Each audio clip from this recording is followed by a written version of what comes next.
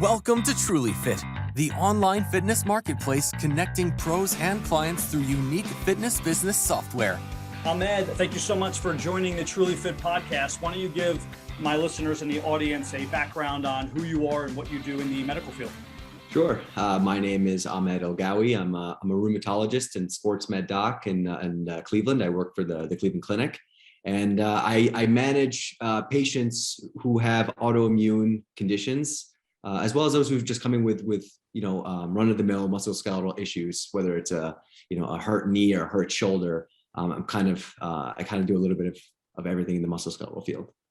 I have to say, I know nothing about rheumatology whatsoever. My wife is a physician, as you know, and I'll always ask her questions about things. And a lot of times it has to do with autoimmune and rheumatology. And she was like, you know what? Just get on a podcast with Ahmed. He'll explain it all to you. Stop asking me all these questions. So why don't we just begin from giving a good definition of what a rheumatologist does and what rheumatology is. Sure. And that's interesting because when I started my fellowship in rheumatology, one of the first things my program director asked me was like, what do you think rheumatology is?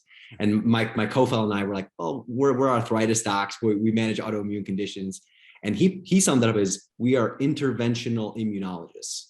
Okay. So what we do is we manage autoimmune conditions or conditions where the immune system is acting inappropriately. And we try to quell that. We try to bring that back to its normal baseline. And so whether that is the joints kind of swelling up or the heart becoming swollen and inflamed or the lungs becoming like that, we try to bring that back to its normal baseline. Now, you mentioned arthritis. Can you name some of the other more common rheumatic issues and diseases? Sure. The things that I manage mostly tend to be things like rheumatoid arthritis, psoriatic arthritis, but other autoimmune conditions are things like lupus, Sjogren's, scleroderma, autoimmune hepatitis, inflammatory bowel disease like Crohn's and ulcerative colitis. These are all things where the immune system kind of goes a little haywire and attacks itself inappropriately. So walk me through your patient experience. Steve walks into your office. I've probably been referred by a general practitioner. You can tell me if I'm wrong. And I see you, then we go through a series of labs and you're looking at those labs, or how does the process go? Sure. Like you said, you either come in, somebody sends you over to me because there's a concern for an autoimmune condition from whatever you had with your previous doctor. Or sometimes I have patients who come in on their own without anything and say, hey, listen, I've been looking this up online and a lot of the things that I'm reading about this specific disease or syndrome kind of matches up with what I have. And I kind of want to run it by you and see what's going on. And so we'll sit and talk about what's going on with you, whether it is specifically joint pain or fatigue or a specific organ that's been acting up, or we'll go through things that your primary may have already ordered that are leading them to think that you may have an autoimmune condition. And so we go step by step on all of that, whether we take your full history, we go through your full background, we perform a full exam. And then from there, I kind of decide what the next step is going to be with you in mind. Okay. So if it is something like an arthritis, we get imaging, we get x-rays, we do some blood work, we do urine, things like that.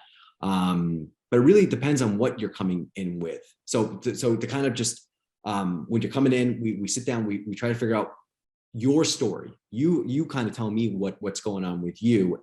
We do our exam, and when we try to mix those two things together, we order a subset of blood work and labs and imaging to try to put together a diagnosis. Now, with rheumatology, unfortunately, not everything fits perfectly in boxes, and that's because a rheumatoid arthritis patient in you could be completely different from somebody else, and so there might be features that you have that someone else doesn't have. So we have to do our best to kind of put all that together. I was going to ask this question later, but I got to get to it now. Sure. What is there any controversy around autoimmune diseases or RA? Like, are there other doctors who deal with it in different ways? Let's say like holistic doctors or like integrative medicine physicians. Are there more than one way to deal with, I guess you would say, autoimmune issues that you deal with? Yeah, absolutely. I think that there has to be a multidisciplinary approach to autoimmune conditions. Now, autoimmune conditions are not necessarily curable. Now, when you are diagnosed formally with an autoimmune condition, it's something you carry with you, and it doesn't necessarily go away. What we do is we try to bring the immune system back to its normal baseline from being inappropriately overactive. And so, integrative therapies or holistic therapies have their place in treatment, but they do not prevent some of the long-term effects of these issues if they're not treated. Okay. So for example, if you have, let's say, lupus, okay, and it goes untreated for years and years and years, it can start to attack your heart, your lungs, your kidneys. Holistic therapies are not going to prevent those things. Where holistic therapies kind of come in, things like acupuncture, things like massage, things like Tai Chi, yoga, Pilates, and even like medications or kind of like therapeutics like turmeric or ginger. Mm-hmm. They have anti-inflammatory components to it, and they do help, but they don't necessarily change the course of the disease. They may give you some relief now. Are there nutritional interventions? So, like I said, like in terms of like turmeric having an anti-inflammatory component, same with ginger. We know for sure that the gut biome is intimately related with the immune system, and so we try to limit processed foods, processed sugar. Make sure you eat a lot of greens, lean meats, a lot of water, and so all these things kind of together can definitely boost up your immune system. There's also some data, and it kind of goes back and forth. Every few years a new paper comes out that debates one or the other. But vitamin D, we think, has a pretty strong, role in immunity. And so those with lower vitamin D tend to have a little bit worse of an immune system. They may pick up infections, and so conversely, those when we supplement with vitamin D, those patients tend to also get better. I know autoimmune is obviously sort of an umbrella term for a lot of different things you already named, lupus and RA and some of these. Are any of these or all of these, could you find out in advance preemptively if somebody has it? Let's say I walked into your office and said, I think my parents had rheumatoid arthritis. Are there tests to take that I could take even if I'm not having symptoms yet? Yeah, there are. And actually we know for sure that a lot of times your antibodies will be positive long before you develop any symptoms. And so if you came in and you say, hey, listen, my mom and dad both have rheumatoid arthritis, I'm really concerned that I might too, I would take that very seriously. And I would order a panel and not only just check your antibodies, but I would probably also get x-rays, baseline x-rays of your hands, your feet, your neck, areas that I think would be concerning for rheumatoid arthritis. So, and the reason I do that is twofold. One, sometimes you may develop, the sequela of that inflammatory arthropathy even before you know it, and two, even if your baseline markers are totally normal now, they serve as a baseline. That way we can use them if things change in the future. Now you're a young guy. So, if everything's normal now, but you have a strong family history, it might be worthwhile to check you again later as you get older, especially if your symptoms change. Do you think that's how the industry does it? Like are other physicians in your place doing that, kind of preemptively trying to get people to say, hey, listen, if you have a familial history, it's worthwhile preemptively attacking this. It's not just you. Yeah, no, I think that's appropriate too. I have a lot of primary care docs who will send, their patients or their patients' children over to me because of a family member who was recently diagnosed with an autoimmune condition. And, some, and different autoimmune conditions attack us, or not attack us, but they occur at different times in our lives. And when you think of like things like rheumatoid arthritis or lupus, they tend to happen kind of towards the middle age. But when you think of like let's say an athlete or a younger person, like someone in their 20s with low back pain, the thing we kind of worry about most is something like ankylosing spondylitis, which is an inflammatory back and tendon disease that tends to affect younger people. Now, if you came in and you're 75 years old, I'm going to tell you, you probably don't have that. We're looking for other things in that age group instead.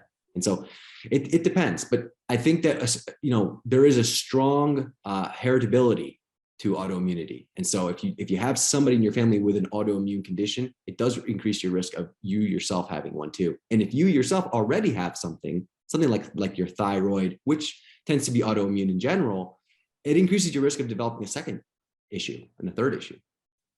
So let's unpack RA a little bit further, especially on the spectrum of how a personal trainer could potentially deal with a client who has rheumatoid arthritis. What are the symptoms that we are going to see in them? What is something that could or should be concerning if we see something that is off? Is there medication that they may be taking we should be concerned with that could affect things in their workout? Anything you could think of. Sure. And so when you think of something like rheumatoid arthritis, I like to think of it as a symmetric small joint arthropathy. And so what that means is it tends to affect both sides of the body at the same time. It loves to attack small joints like the hands, specifically the knuckles, the wrists. It can affect the knees, it can affect the feet. And so from a personal training perspective, the things that you worry about are functionality. If the patient isn't able to move, if they're really, really stiff, really like strong morning stiffness, if their joints are swollen or they say if they feel swollen and they're not able to do the things that they normally would with you, it has to be taken seriously, because that could be a sign that their disease is not controlled. Now, sometimes they may need something like an over-the-counter NSAID, like an anti-inflammatory, like ibuprofen or Motrin, to kind of get them through their workouts. If you feel like, hey, every time you're working out with them, they need something to get them through the workout, it could be another indication that their disease is not totally controlled. Yeah, that makes a lot of sense. Good information. And then what about medications that they are on specifically, not for sort of a reactive inflammation, but for preventative for rheumatoid arthritis? Do they have any complications or side effects that one should be concerned with? I mean, from a personal training perspective, they can be, a lot of times when we're in the beginning of treating one of these diseases, we put them on steroids, and steroids are very potent anti-inflammatories, but they're kind of a double-edged sword, because as good as they are, there's a lot of side effects that come with them. Things like raising their heart rate, raising their blood pressure, raising their blood sugar. If they're on it for long enough, it can actually start to wear away their bones, and they can develop osteoporosis very early. And so if you have a patient who is chronically on steroids over and over and over, my worry is if they fall and they break a bone, or if their heart rate is going through the roof, that you barely started the workout and their heart rate's in the hundreds, that could be a sign that they're also getting some of that from their medication. Because it has so many side effects, we try to put them on what we call DMARDs, or disease-modifying anti-rheumatic drugs. And essentially, these are drugs that we put them on to manage them long-term, so they don't have to be on steroids. Okay. Those medications, the biggest thing we have to worry about with those is that they are immunosuppressive. Okay. And so they're increased risk of developing an infection compared to someone who's not on that medication. And so in a pandemic world like we're in right now, they have to be extra careful. Yeah, I did not know that. That's very interesting. Again, I don't know much about RA. I do. I met somebody recently who was 20 years old, and she had RA, and I thought that was odd. Is that That's a little bit on the younger side, but we do know that those who are, let's say, children with juvenile idiopathic arthritis, specific subsets of those patients will go on to develop rheumatoid arthritis earlier. And so it would be interesting to know if maybe she had some similar symptoms when she was younger. But that is a little bit on the earlier side, but it's not unheard of. And then also I know that women develop RA more so than men, right? Is there a mechanistic factor why one gender would get it over another, or we just don't know? Yeah, I mean, so women, I think they get it about between 2 and 3 times as much as men. And it's not even just rheumatoid arthritis. If you look at the numbers for lupus, women are 9 times more likely to develop lupus than a man is. Wow. And we're not 100% sure why it happens more in women. There's a couple of theories. One may think that because they carry 2 X genes, the X gene is more prone to developing mutations than the Y gene, and so that could lead to an autoimmune issue. Women also tend to have more hormonal changes throughout their whole lifetime. They tend to go through more transitional periods between puberty, between pregnancy, and between menopause than men do. Men really only go through puberty, and then for the rest of the time, for the most part, most of their hormones stay relatively steady or do a very, very slow decline over time. There's not like a drastic change in our hormones. Those are 2 theories, but really we're not really sure. That seems like the $1 billion question. Yeah. Dr. Ahmed, if you can figure that out, you can deduce exactly what is going on, right? You're saying, okay, well, if this mechanistically is going on more with women than men, we know this is the cause, and then that would do a lot, right? Figure it out immediately, get right on them. As if there's not tens of thousands of people trying to figure this out as we speak, I'm sure. I think we'll figure it out, though. I think you and I can figure this out. Oh, of course, yeah. But probably by the end of this podcast, we'll figure it out, so. Right? I think so. So I have a lot of clients who have gout because I work with seniors.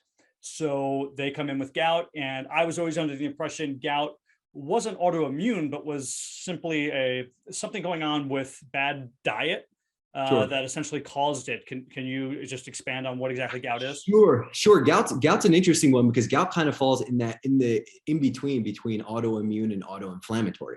And so autoimmune conditions tend to be an issue with our adaptive immune system, the way we develop antibodies. Autoinflammatory tends to be more with our innate immune system, where it's through our neutrophils and lymphocytes and things like that. It's a very primitive type of immune system that's going on there. We tend to see it more with fevers. And so gout kind of rides the line between those two. Interesting. Now with gout, it's a little different in the sense that it doesn't carry maybe some of the same, it's much more treatable. Let me put it this way. It's much more treatable than, let's say, RA or lupus or these other things where they require lifelong therapies.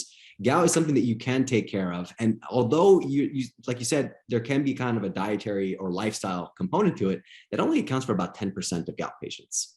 About 90% of the time, it's because the patient does not have the ability to clear the excess uric acid that they're building up through the kidney. And so it's usually more of a kidney issue than anything else. Now, is there any specific, is there anything that's specific that with your patients that you feel that, or anyone that you see that you have any issues with that I can maybe talk about? I would just say pain. So I guess my question always with pain is described in different ways. I always make sure my clients tell me exactly what's going on. So for personal trainers, sometimes they'll say, oh, my back hurts. You're like, okay, well, is it a sharp pain, right? Is this nerve pain? Is it a soreness? Is it because we worked out too hard? And figuring out exactly what sort of pain they are feeling, and you have to do this, I'm sure, all the time, is very important, right? So you keep asking, what else? What else? What else? You get as much information as you can, and you make that deduction. And with the gout, they have a lot of pain, let's say, in their toes and their feet. But for me, I don't know if it's, okay, is this pain we could push through because it's uric acid and it's not necessarily anything going on with like the muscle itself, or is this pain, I should say, let's stray away from doing things? I would say probably the latter. And so I remember even just reading through my rheumatology textbooks in my training, and I remember coming to the gout chapter, and I won't forget this because it's such every chapter would start off with like a quote or something profound about it. And this one was, it was just a quote from an anonymous US veteran.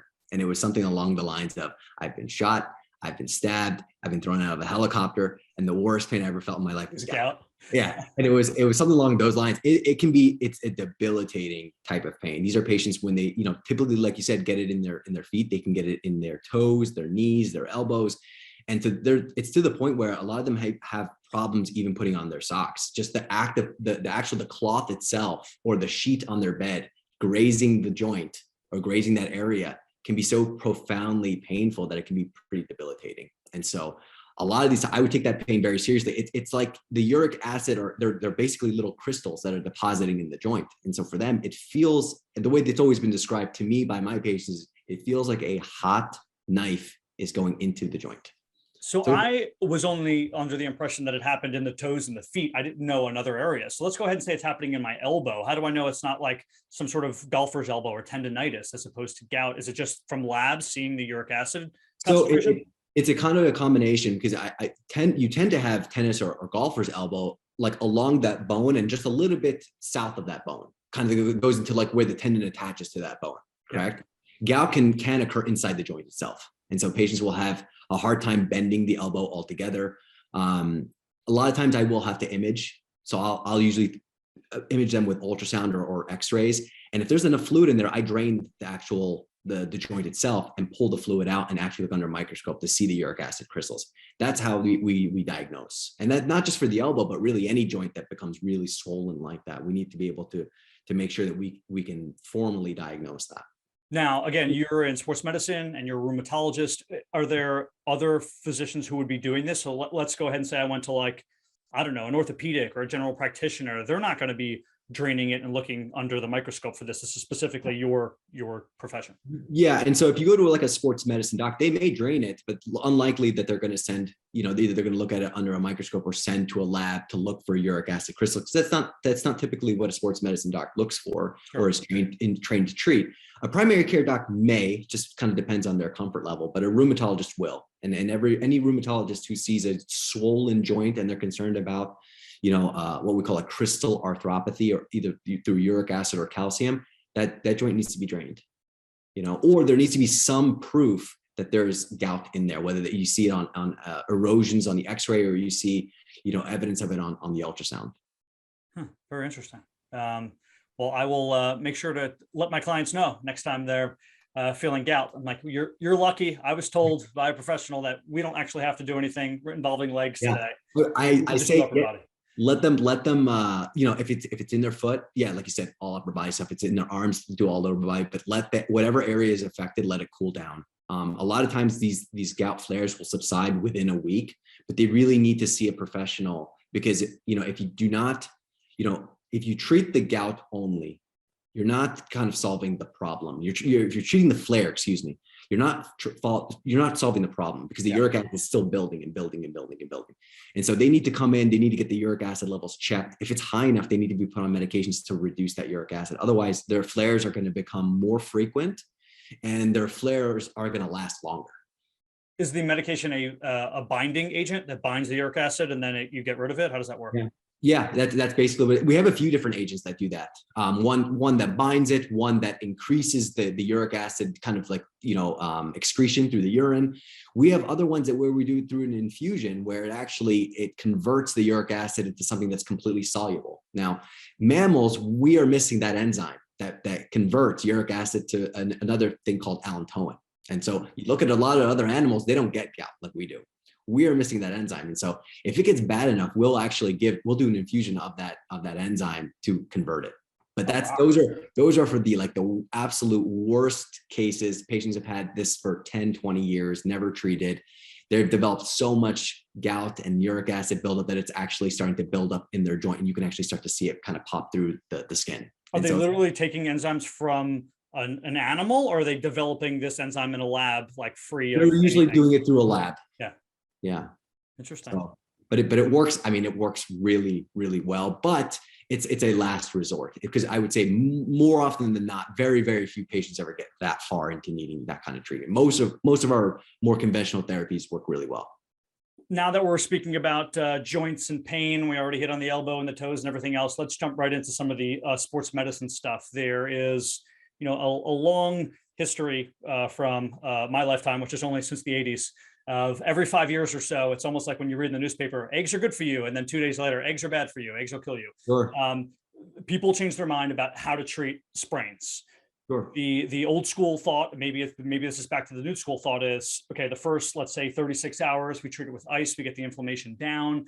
And then once the inflammation's down, maybe it's x-rayed, then we can go ahead and get some heat towards it to get the blood flow going, especially if you're in areas that are not vascular, right? Because it's ligaments and tendons. Is that still the thought process? That is typically the way, and like you said, it kind of bounces every few years. They kind of go back and forth. And I think right now the conventional thing is if something is acutely painful and swollen, ice first, let it cool down for a little bit of time.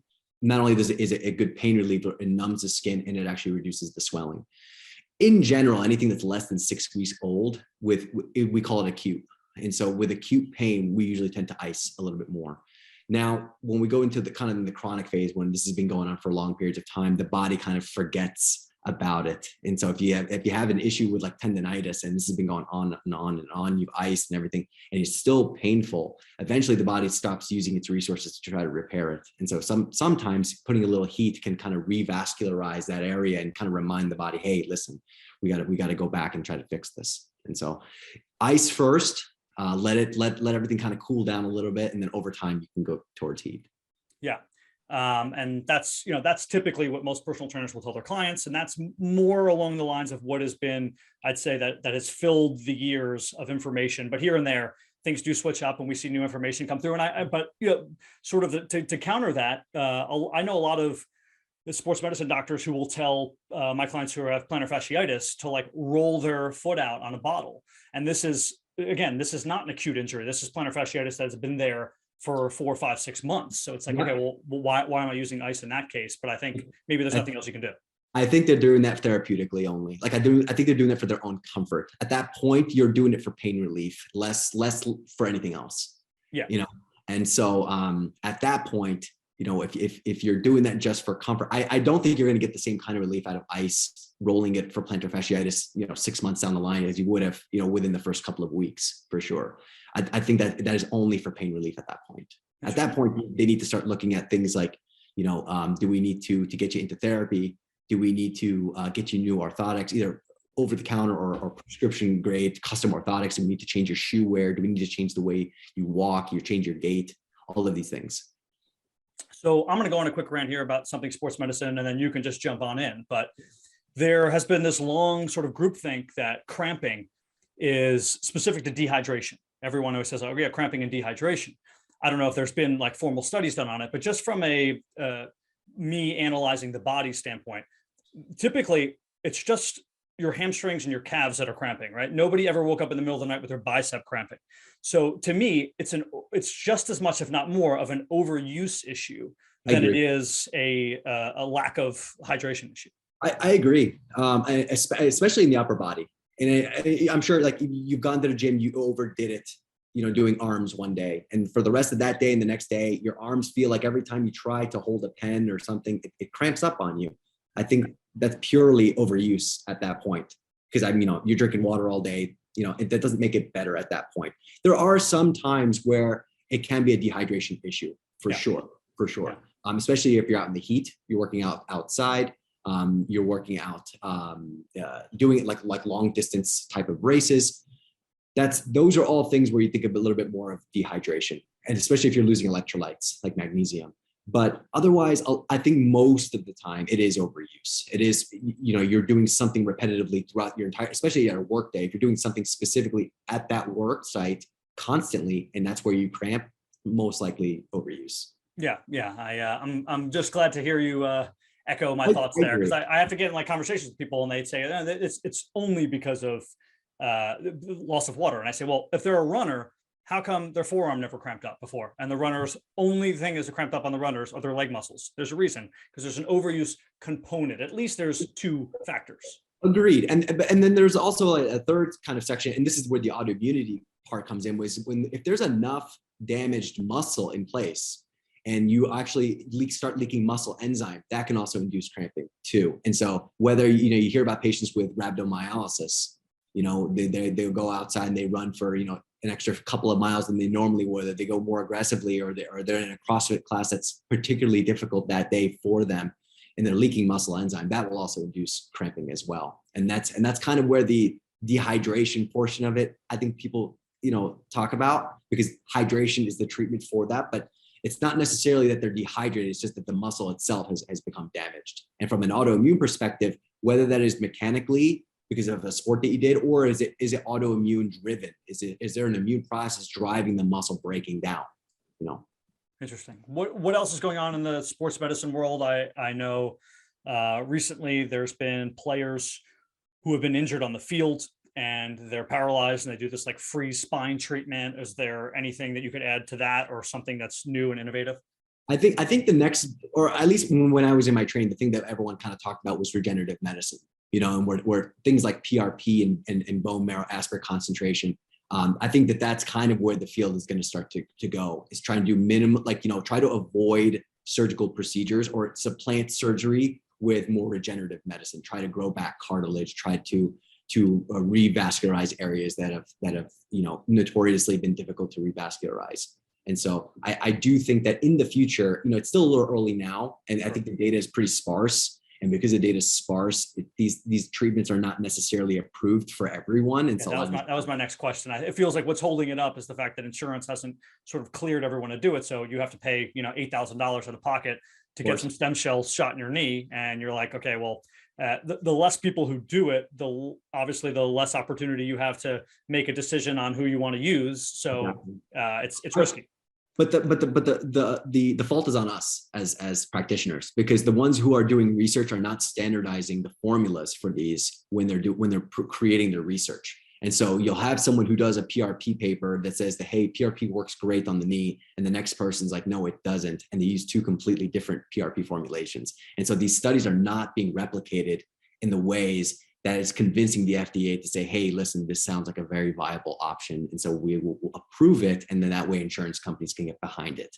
And so we're kind of shooting ourselves in the foot. We really should be putting more resources and trying to standardize these therapies across the board, so that way they do get approved, because the data is promising, but then every once in a while you get a paper that says, hey, PRP is no better than saline.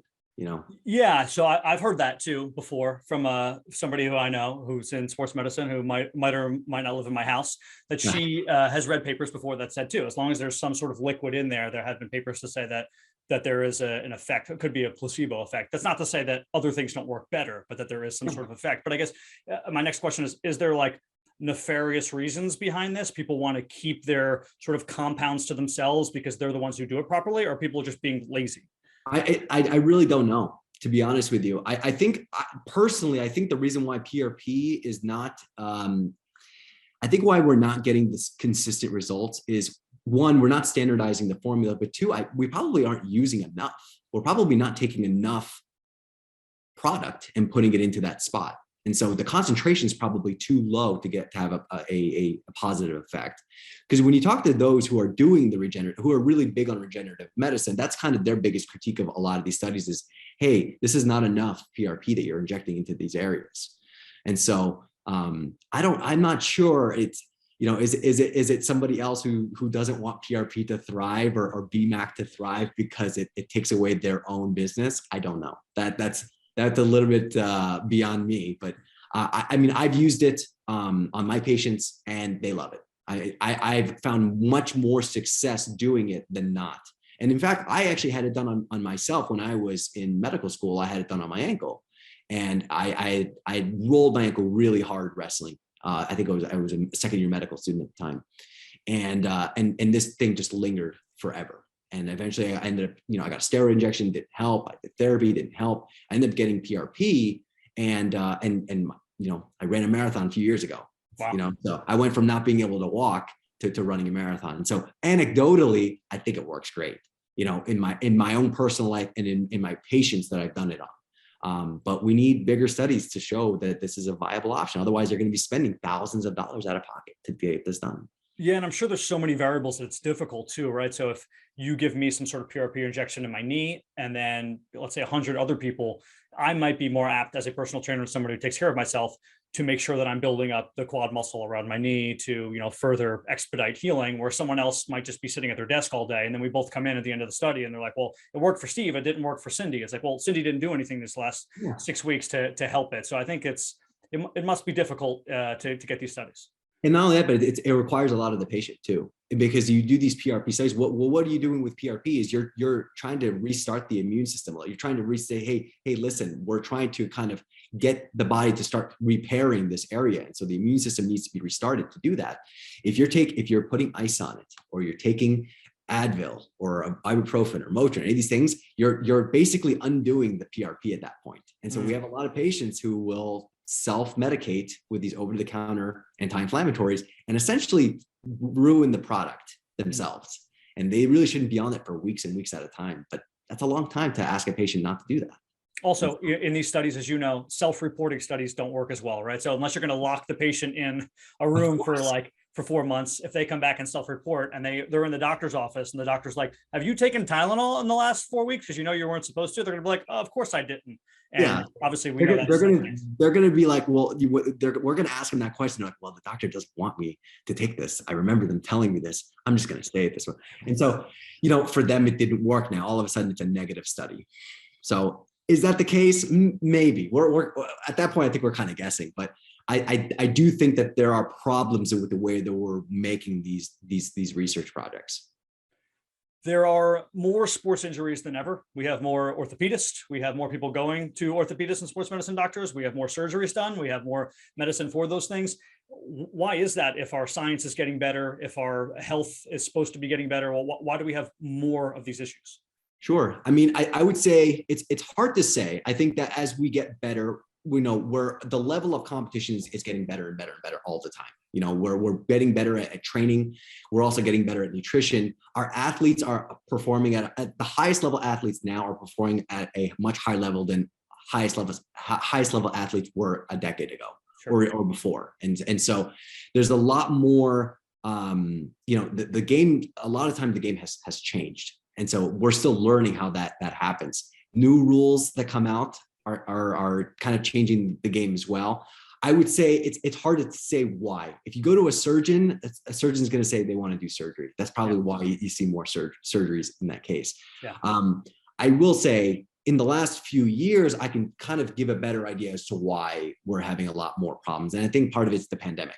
I think that we're seeing a lot less competition, a lot more training, a lot more fatigue, but we're also seeing a lot more detraining as well. Okay, we're having a lot more time off. And so we're having a lot of patients who were normally very active, developing a lot of stress fractures, a lot more concussion, a lot more just injuries in general, because they're not performing at that level that they're normally performing at. They have a lot more downtime. And so that can kind of explain the last few years, but it's to generally why. Part of it could also be that we're reporting a lot better.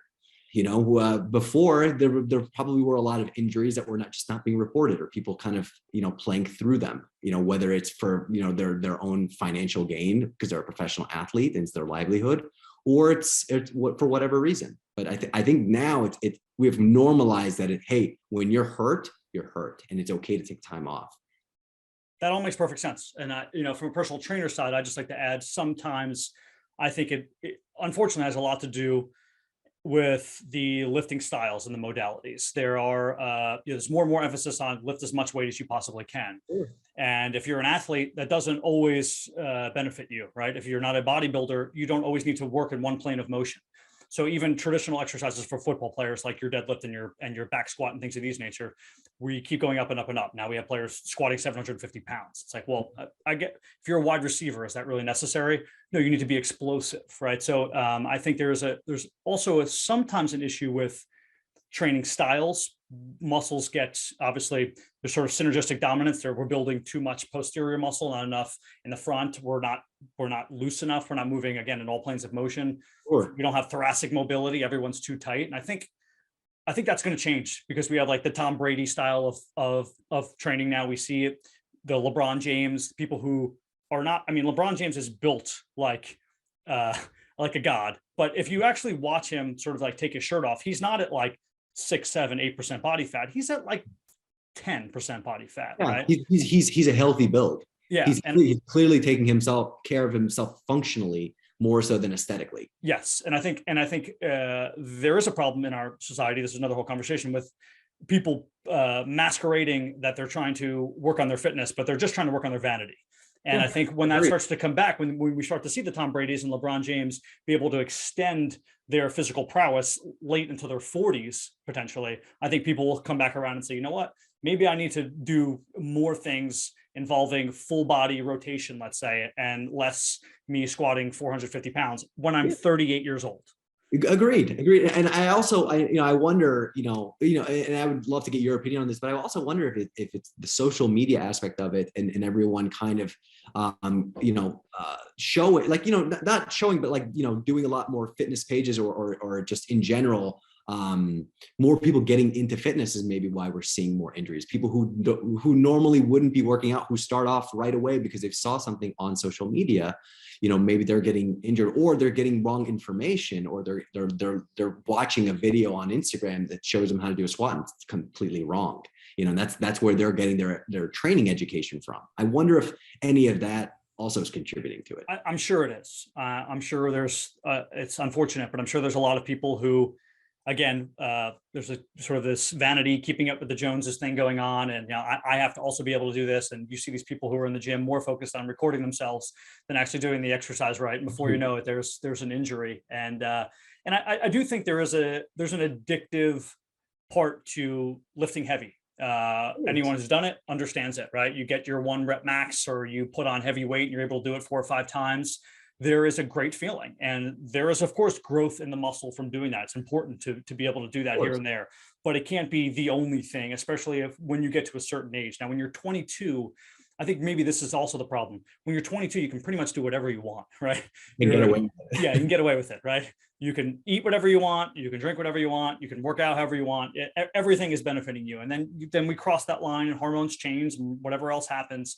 And before you know it, we have to be much more careful. And I think people sometimes don't change both their dietary habits and their workout lifting habits in accordance with their age process. And I think as we age, we need to be even more concerned and make sure that we're doing things preemptively, but also make sure that, again, I can't stress this enough, that we're not just moving in one plane of motion. Things can't just be sagittal plane. We can't just be doing curls and squats. We have to be able to move rotationally and focus on the spine and make sure your sports medicine doctor, our hips and our shoulders, right? We're a ball and socket. How many people actually move their shoulders in a circle on a day-to-day basis?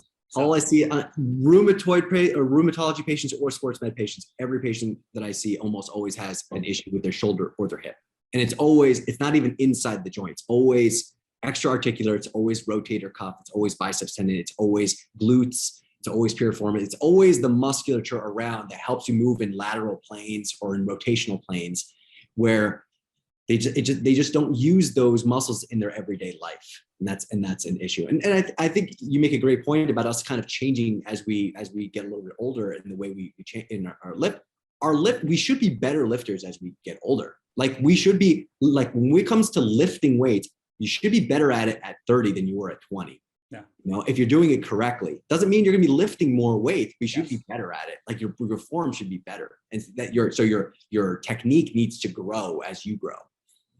Completely. Yeah. And it's unfortunate. I don't think that's necessarily the case, because if you're only focused on the weight and you're not focused just on the technique, then that's how the injuries start. And I don't know what it is we can do except continue to spread good information and hope people understand, because it pains me to see people get injured as they get older. And I know that road to getting back is so difficult too. That's another thing, right? When you're 22 and you have a small injury, it's nothing. But even my friends in their mid 30s who tear their rotator cuff, and it's just, it's 3 years later and they're still not back in the gym just because of all the things going on. It's like, these are problems that I see in my clients and my friends, and I try to pass this information on to other people. It is not worth you sitting out for 3 or 4 years. Make sure that you're working whole body. Well, we need to get rid of the culture of push past the pain all the time. Because that's an old school culture. And growing up as I wrestled in high school. I didn't really do much beyond that. But the wrestling culture in general and football culture is push through the pain, just get through it, suck it up, deal with it. And that's the wrong approach. When something hurts, that's your body saying, hey, you need to back off for a minute, because we're getting close to hurting ourselves here. And so when you're at the gym and you're deadlifting and you feel it in your back, you need to put that down. You need to step away from that bar. You need to maybe take some of the weight off and do it correctly. And there's a lot of strength in kind of doing that. I think that the worst thing you can do is to try to push through something that's going to hurt you in the long run. Yeah, this is a marathon, not a sprint, as they say. The life of fitness. You're not, especially if you're not competing for something, right? If you're actually going up on stage and you have, let's say, 6 weeks and you're a bodybuilder, I get it. That's a different story. But if you're the general population, which is the vast majority of people who are doing this, you're like, it's not worth it. It's not worth injuring yourself and setting yourself back weeks. Not every day has to be your best day in the gym all the time. There are some days where you should step back and say, hey, today we're only going to work on technique. Hey, today we're going to go a little bit heavier, but not too heavy, and do it. Every day we're going to do something different, and we're focusing on a different thing. Progress in the gym isn't just pounds. It just isn't just numbers. Sometimes it's reps. Sometimes it's sets. Sometimes it's purely breathing technique. And so if there's anything you walk away, every day you should walk away from the gym having improved in something, but not every day you don't have to break a new personal record every single day. I also think, adding to what we've been saying, the gym doesn't have to be the only modality in which you're working out. And I think that's a really big problem nowadays. It's like, I used to have so many friend groups who were like, okay, we're in a basketball league and together, we're in a kickball league together, we're going to play softball. There's all these things going on. And now it's like everybody is going to the gym only. It's only lifting. It's only picking up weights. And I think, again, that leads to what we're just talking about. You're not moving in all directions. You're not challenging your body in different ways. You're not working the small muscles. Yeah. And the thing, it's like, you really should try to incorporate different things that are going to challenge you and give you a good workout. But the gym, you can only get so much from the gym. I hate running. I really don't like it. For me, it's a necessary evil, but I appreciate what I get out of it. And so I'll go for a run several times a week. When the pools are open, I try to swim when I can, because it's different enough from the gym that I don't feel like I'm getting stuck, like you say, kind of in one plane all the time. I'm moving my body in a different way. Yeah. Yeah. And that's, swimming is obviously low to no impact, which is good too, right? You need to have some low impact exercises, you need to have some high impact. And as we get older, we need to start limiting those high impact exercises and going towards more low and no impact. Agreed. Agreed. And if we are going to do the high impact, we just need to do it smarter. Yeah. Yeah. So let's talk a little bit, because sort of the last 2 months or so, I've been talking to a lot of physicians. And so I've asked all of them these questions. So it's not going to just be you. Sure. So I'm going to end with some like rapid fire stuff, but first I'll just throw it to you. What is something that you would change in your industry, if you could, that you believe would be more helpful for either the patient or for you? Sure. I would, the accessibility, I think, is really difficult. Whether it is, you got to go get a referral to go see this person or see this person. Hey, we want to try this therapy. Your insurance denies it. It's the accessibility that turns people away from healthcare. And I think that gets people frustrated with healthcare. Think about every time you've ever gone to the doctor. Nobody goes to the doctor because they're happy that they're going to the doctor. Usually unless you're going for an annual checkup, you're going in because there's something that's concerning you. There's a lot of pressure there. There's a lot of anxiety there that goes into that. And so to add issues of finance, to add issues of prior authorizations not getting approved, to add that, hey, you've been rejected for this medication, all that compounds an like already stressed out person. And so I think the accessibility is the part that I would change. I really think that we need to figure out a way, I should not be arguing my case to get an MRI on someone that I know needs an MRI because an insurance company or businessman or lawyer says, hey, the cheaper option is to do X-ray and therapy first. No, I think that something is torn. I think we need to know the extent if this is surgical or not. Then we need to move on this quickly because the patient's suffering. Things like that. I think that there's a lot of excess baggage in the middle that prevents everyone in the medical community from helping the patient the best they can.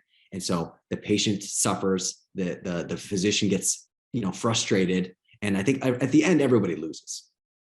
Yeah. Well said. You're not the only one you probably put it the best so far, but a lot of people have echoed your thoughts. And I think it's getting a little bit better. I think we're moving in the right direction. I don't think we're moving in the wrong direction, but it needs a lot of work. I don't know the answers to this. I hope they come down the road.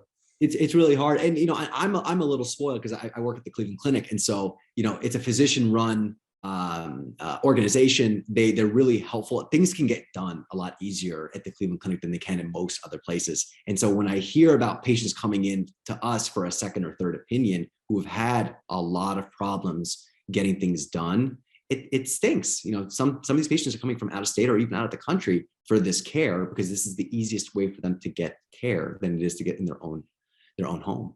Do they incentivize, and if not, why not, physicians going from, let's say, med school to residency to enter into particular residency spots that are needed? So for example, let's say child psychologists are needed in Cleveland, and there's only one in all of Cleveland. You need more child psychologists.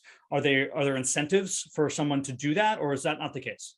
In terms of in need-based areas, there are some incentives, not necessarily for residencies. I think that once you're out of your training, they do incentivize some of us or some people in general to move to areas of higher need. And so in needed places, the biggest incentive is that they'll give you is that if you spend 5 years there, a lot of times they'll forgive your student loans. Yeah. That's the biggest incentive. I haven't heard of any other incentives in terms of of what else to do. But I think what would be a pretty cool approach to training would be, hey, where do you think you're going to practice? If you're going to practice somewhere that's rural, you should learn how to practice rural medicine in this area. Like you should learn how to practice all the ways that you're going to practice in the real world in an area that you're going to, help influence. When you don't have as many resources, or you may need to do more things on your own, or you may need to do more travel medicine or what have you. So that would be, I think that would be a good incentive. You'd have to kind of know going into residency, the type of environment that you'd want to practice. But I think that would be a pretty interesting way to train. Yeah, I think so. And the reason why I asked the other question was because it's almost too late at the point when you have these people already in residency choose their program and then go on. What I mean is, let's say there's a number. If someone sat down and said, we really need whatever it is, 600 rheumatologists in America. right? I'm sure there's a lot more than that, but let's just say that was the number, right? And you're like, okay, well, we currently have 600, but we have 100 retiring next year. So we really need 100 in programs right now in order to fill all the current spots. And I feel like if you don't know that already in leading into residency, then you don't have these people going into those programs and being funneled into the positions that are necessary. And at no point is that ever made clear to us when we're in training. And I think that that's actually really interesting to say that about rheumatology, because we're at a massive shortage of rheumatologists, because we are seeing a whole generation of rheumatologists retiring kind of at a similar time, and we're not producing enough rheumatologists to match that. And part of that is just there's not enough programs and not enough, fellowship spots to train these people. And so the ideal thing would be that more programs would be opened and more fellows would be allowed to do that. And instead, we have a growing demand, but very limited spots. And so the field becomes more and more competitive, and more people apply, but don't get it. Yeah, it's an interesting issue that I see because there seems to be more specialists, but the specialists seem to be harder to get into. Yeah. So, but because there's more patients. There's more patients. There's so few specialists in general, and there's it's difficult because I really do wish they would teach us that maybe in medical school, like, hey, what are the biggest needs in the medical community at this time, to kind of show us like, hey, listen, if you're interested in this specific thing, we really need more of them,